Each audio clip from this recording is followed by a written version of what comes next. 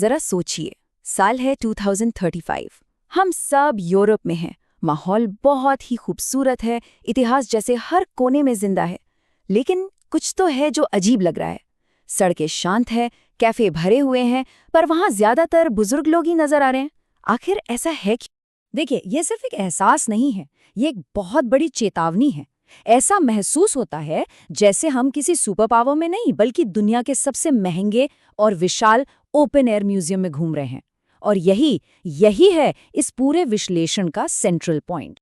ये जो आंकड़े हैं ना, ये एक हैरान कर देने वाली कहानी बताते हैं।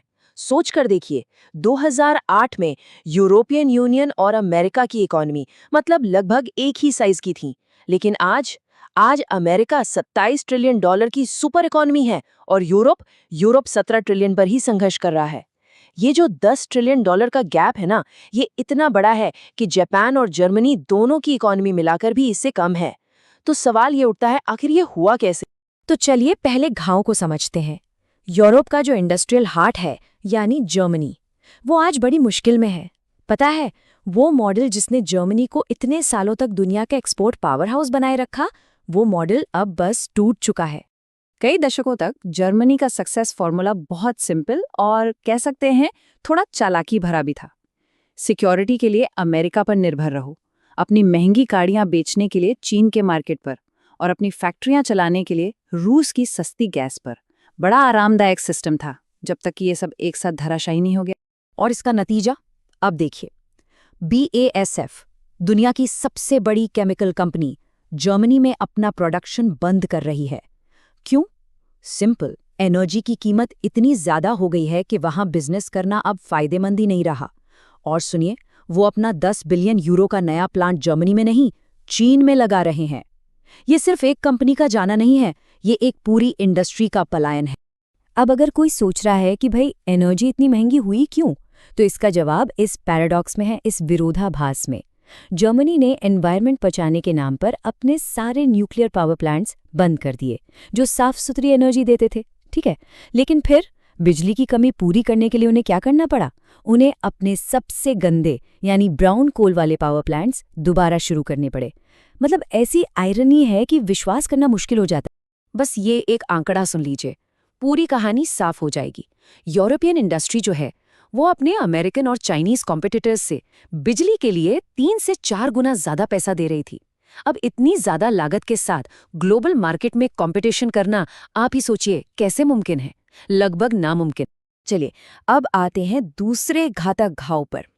और ये कोई अचानक आए मुसीबत नहीं है, ये एक स्लो पॉइजन है जो इकोनॉमी को धीरे धीरे अंदर से खोखला कर रहा है। मैं बात कर रही हूं डेमोग्राफिक्स की। इटली का एग्जाम्पल लेते हैं, वहां बर्थ रेट गिरकर 1.18 पर आ गई है। ये 1861 के बाद से उनके इतिहास में सबसे कम है। अब इसको आसान भाषा में समझें तो किसी भी पॉपुलेशन को स्टेबल रखने के लिए 2.1 का रेट जरूरी होता है। 1.18 का सीधा मतलब ये है कि हर अगली जनरेशन पिछली वाली से लगभग आधी होगी। ये तो सीधा सीधा मैथमेटिकल एक्सटिंक्शन का रास्ता। और इसका असर सीधा पड़ता है पेंशन सिस्टम पर। ये सिस्टम ना एक मैथमेटिकल पिरामिड जैसा है। 1960s में हर एक रिटायर्ड इंसान के लिए 4 काम करने वाले लोग टैक्स दे रहे थे। आसान था। लेकिन 2050 तक अनुमान है कि ये रेशो 2 से भी कम हो जाएगा। मतलब कम लोगों को ज्यादा लोगों का बोझ उठाना पड़ेगा। ये सिस्टम तो कोलैप्स कर जाएगा। और बस यहीं से शुरू होता है वो डेथ स्पाइरल, वो दुष्चक्र। यंग वर्कर्स पर पेंशन के लिए इतना भारी टैक्स लगता है कि वो बेहतर मौकों के लिए देश ही छोड़ देते हैं। इससे टैक्स देने वाले और कम हो जाते हैं।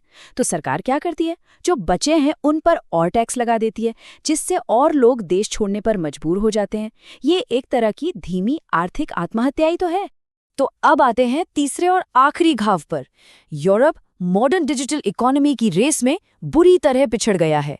वो न तो इनोवेशन कर पा रहा है और न ही अपनी कैपिटल को रोक पा रहा है।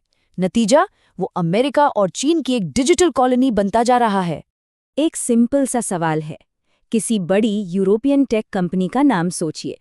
कोई यूरोपियन गूगल या यूरोपियन अमेज़न या कोई यूरोपियन फेसबुक? सोच में पड़ गए ना? यही जो खामोशी है, यही इसका जवाब है। अब इस चार्ट पर नजर डालिए। ये ऐसा है कि दिमाग घुमा देगा। सिर्फ 7 SAAT अमेरिकन टेक कंपनियां, इनका total market value UK, France, Germany और इटली, इन 4 बड़े देशों के पूरे स्टॉक मार्केट को मिलाकर भी ज्यादा है। दोबारा सुनिए, सिर्फ 7 कंपनियां 4 बड़ी इकोनॉमी से बड़ी हैं। इससे साफ पता चलता है कि फ्यूचर का पैसा, फ्यूचर की वेल्थ कहाँ बन रही है। एक कहावत है जो इस पूरी सिचुएशन को आसानी से समझा देती है। अमेरिका इनोवेट्स, चीन रेप्लिकेट्स, यूरोप रेगुलेट्स। मतलब जब अमेरिका और चीन नई टेक्नोलॉजी बना रहे थे, यूरोप उस टेक्नोलॉजी के लिए नियम कानून बना रहा था जो उसके पास थी ही नहीं। वो रेस में दौड़ने के बजाय रेफरी बनने में लगे। और हद तो ये है कि जो थोड़ी बहुत अच्छी कंपनियां यूरोप में बनती भी हैं, वो भी बड़ा होने के लिए और पैसा उठाने के लिए अमेरिका भाग जाती हैं। स्पॉटिफाई, सबने सुना है, स्वीडन की कंपनी है लेकिन लिस्टेड है न्यूयॉर्क स्टॉक एक्सचेंज पर। बायोएनटेक, जिन्होंने कोविड वैक्सीन बनाई, जर्मनी की हैं पर ट्रेड होती है नैस्डैक पर। मतलब सारी बड़ी मछलियां तालाब छोड़कर समंदर में जा रही हैं। यूरोपियन सेंट्रल बैंक के फॉर्मर हेड मारियो द्राघी, उन्होंने हाल ही में एक रिपोर्ट में चेतावनी दी है। उन्होंने साफ साफ कहा कि अगर यूरोप ने बड़े और हिम्मत वाले बदलाव नहीं किए तो उसे एक धीमी पीड़ा का सामना करना पड़ेगा। ये उनके शब्द हैं, मेरे नहीं, अ स्लो एगनी। ये एक बहुत ही गंभीर चेतावनी है। तो अब यूरोप के सामने 2 रास्ते बिल्कुल साफ हैं। एक रास्ता है रेनेसा का, पुनर्जागरण का, जिसमें कड़े फैसले लेने होंगे, रेड टेप कम करना होगा और इनोवेशन को गले लगाना होगा। ये मुश्किल रास्ता है, नो डाउट। और दूसरा रास्ता है म्यूजियम बनने का, एक खूबसूरत, आरामदायक लेकिन धीरे धीरे इररिलेवेंट होता हुआ कॉन्टिनेंट। तो सबसे बड़ा सवाल अब यही है, यूरोप आखिर कौन सा रास्ता चुनेगा? क्या वो दर्दनाक सुधार करके खुद को दोबारा एक ग्लोबल पावर के रूप में स्थापित करेगा, या फिर आराम से अपनी शानदार विरासत में जीकर एक खूबसूरत म्यूजियम बनकर रह जाएगा? इस सवाल का जवाब ही आने वाले दशकों में इस पूरे कॉन्टिनेंट का भविष्य तय करेगा।